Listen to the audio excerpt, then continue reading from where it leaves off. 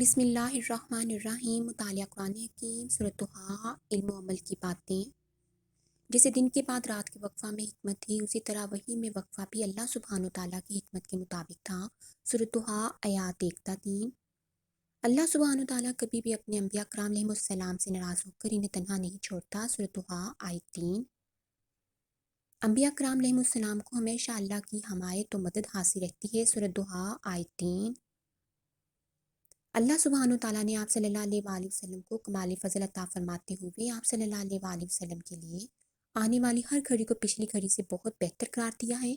اس میں آپ صلی اللہ علیہ وآلہ وسلم کے لیے دنیاوی اور اخروی لحاظ سے قرب الہی کے درجات میں ترقی اور بے شمار فضائل شامل ہیں، جو صرف آپ صلی اللہ علیہ وآلہ وسلم ہی کو اللہ سبحانہ وتعالیٰ کی طرف سے عطا فرمائے گئے۔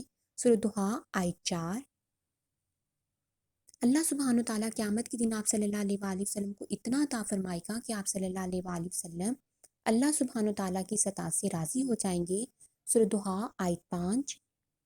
اللہ سبحانہ وتعالیٰ انسان کی تمام مشکلات کو دور فرمانے والا اور اس کی تمام ضروریات کو پورا فرمانے والا ہے۔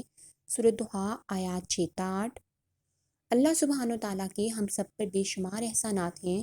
سورۃ طٰہٰ آیات 6 تا 8۔ اللہ سبحانہ وتعالیٰ ہدایت ان کو عطا فرماتا ہے جن کے دل میں ہدایت کی سچی طلب ہوتی ہے۔ سورۃ طٰہٰ آیت 7۔ معاشرے کے محروم طبقات کے ساتھ حسن سلوک کرنا اللہ سبحانہ وتعالیٰ کو پسند ہے۔ سورۃ طٰہٰ آیات 9 تا 11۔ ریاکاری سے بچتے ہوئے اللہ سبحانہ وتعالیٰ کی نعمتوں کا لوگوں کے سامنے ذکر کرنا بھی حکم الہی کی تعمیل اور اس کے شکر کا ایک طریقہ ہے۔ سورۃ طٰہٰ آیت 11۔ Subscribe my YouTube channel. Thanks for watching. جزاک اللہ۔